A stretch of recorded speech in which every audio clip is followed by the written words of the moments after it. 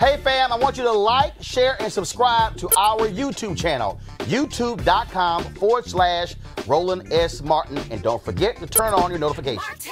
The folks at Prada have brought on Ava DuVernay to co-chair their new Diversity and Inclusion Council. Now remember, they released these blackface keychains back in December. It got them into hot trouble.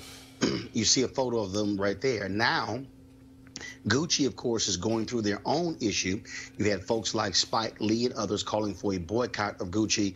50 Cent burned a Gucci shirt and said he would no longer be repping the brand because of a blackface sweater. What is interesting here is that Prada says it is partnering with universities and other educational institutions to create internships and apprenticeships for people of color in the fashion industry. Real quick here, Teresa, I always have issues when folks start talking internships and apprenticeships. No, there are a bunch of grown people who are qualified to work in these companies, right, who should be in senior level management positions, not just internships and apprenticeship positions. I agree. This is the wrong response.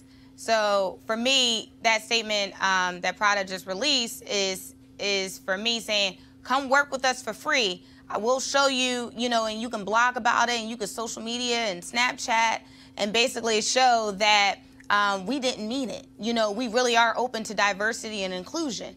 But really, if anybody's coming to the apprenticeship and the internship, they all know they're still at level 1 out of a huge building, right? We want to get to the 12th floor. And in order to get to the 12th floor, we need those opportunities to be open. We need senior level management to say, there is a job opportunity that's open and that's widespread, that's posted on LinkedIn at the very least, so people could be a part of the overall vision. So then when it is time for some of those advertising and marketing materials to be released to the public, when it is time for them to showcase the next product that they want to sell to the public, it won't be an issue. It won't be a black face attached, but it'll be something appropriate and something that won't dominate headlines and also offend the African American community. Of course, Shannon, I always get a kick out of this because folks want to run higher. We'll bring folks who are we'll bring in interns and apprenticeships that yet none of them will ever be in the room when these decisions are made. So that ain't the answer to Prada's problem. So no, if you're talking about diversity and inclusion, which again, teaching people how to keep their feet out of their mouths, that's not going to happen by an intern or an apprentice. It's not. And a lot of times, it's not going to happen by somebody that you might have that slipped under the radar in middle management, because they're going to want to keep their job and their 401k, so they're probably not going to tell you what they need to tell you, which, in all honesty, if we were really on a fair level playing field, nobody would have to tell you because you would know, period. Why should we have to have laws or teach people things that I'm pretty sure in a lot of cases they learned in preschool that seem to have conveniently forgotten? Children are better. Greg, whether it is media, whether it is fashion houses, it is still consistent that you do not see African Americans in those high-level positions where someone could say, that's a dumb idea, you might not want to do that. Isn't it interesting, in a world that is increasingly non-white, in a country that is increasingly non-white, these people still don't get it. Now, here's a couple of things. Number one, no respectable group of people should ever allow celebrities to be the people they look to for leadership and information. Now, Ava DuVernay is in a little bit different category. I think that sister's always trying to do the right thing. She's trying to open the door. But when they ask her to serve, I think maybe her response could be, yeah, here is a list of people who should be there before me. Now, if you have platform, 50 Cent has platform, and I love what he did when Money Mayweather, again, reminded us of what happens to a mind that is someone has lost their mind when he goes and spends all this money on Gucci.